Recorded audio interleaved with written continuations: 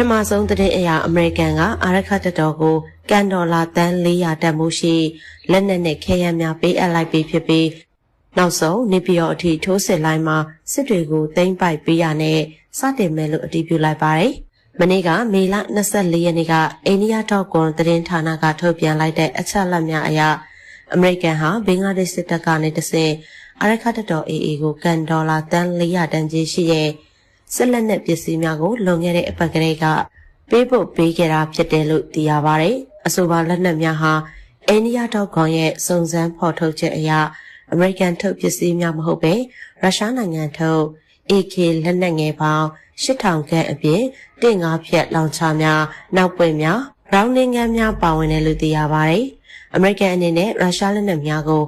လက်နက်ပွဲစားများကတဆင့်တင်နာခေါ်ကမှာယူခဲ့ခြင်းဖြစ်ပြီးအဆိုပါလုပ်ရဟာမြန်မာပြည်တွင်းစစ်မှာအမေရိကန်ရဲ့ဓာတ်ရိုက်ပါဝင်ပတ်သက်မှုကိုမသိသာစေရန်ဖြစ်တယ်လို့အိန္ဒိယထောက်ကွန်ကဖော်ထုတ်ရေးသားထားပါတယ်။အမေရိကန်စစ်တပ်အရာရှိများနဲ့ AA ထိပ်ပိုင်းခေါင်းဆောင်များဟာပြီးခဲ့တဲ့ဧပြီလကတည်းကဘင်္ဂလားဒေ့ရှ်နိုင်ငံဒါကာမြို့တော်မှာလှုပ်ဝက်တွေ့ဆုံခဲ့တယ်လို့အမေရိကန်စစ်တပ်အရာရှိ3ဦးဟာလည်းရခိုင်ပြည်နယ်ထဲအထိဝင်ရောက်ခဲ့ပြီးအခြေအနေတွေကိုလေ့လာခဲ့တယ်လို့သိရပါတယ်။စိတ်ဝင်စားစရာကောင်းတဲ့အချက်ကတော့အမေရိကန်ဟာ Shadow Government လို့လူသိများတဲ့ NUG နဲ့ဓာတ်ရိုက်ဆက်ဆံတာမျိုးစစ်ရေးအရာအကူအညီပေးအပ်တာမျိုးမရှိပဲအာရခတပ်တော် AA နဲ့ပဲဓာတ်ရိုက်ဆက်သွယ်ပြီးအကူအညီပေးအပ်တာဖြစ်တယ်လို့သိရပါတယ်။ဒါကလည်းအမေရိကန်ဟာအာရခတပ်တော်နဲ့အပေးယူသဘောမျိုးရှိနိုင်နေရဖြစ်ပြီးရခိုင်ကမ်းရိုးတန်းဒေသမှာတရုတ်နဲ့အိန္ဒိယတို့ရဲ့လွှမ်းမိုးမှုကိုမဟာမိတ်နိုင်ငံဖြစ်တဲ့ဘင်္ဂလားဒေ့ရှ်နဲ့ပူးပေါင်းပြီးချိန်ဝင်ရှာညှိကျင်တဲ့သဘောလို့လည်းသုံးသပ်ထားပါတယ်။ဒါအပြင်ရခိုင်ကမ်းရိုးတန်းဒေသတစ်ခုလုံးဟာဒေါ်လာဘီလီယံပေါင်းမြောက်များစွာတန်တဲ့သဘာဝဓာတ်ငွေတွေထွက်ရှိရာဒေသဖြစ်ပြီးမတူးဖော်ရသေးတဲ့နေရာအများများကျန်ရှိနေသေးတယ်လို့သိရပါတယ်။တစ်ချိန်တည်းမှာပဲအာရခတပ်တော်ဟာမေလ22ရက်နေ့ကရခိုင်ပြည်နယ်အတွင်းမှာရှိတဲ့အသက်18နှစ်မှ45နှစ်အတွင်းမျိုးသားအလုံးကိုစစ်မှုထမ်းရန်ဆင့်ခေါ်ထားပြီး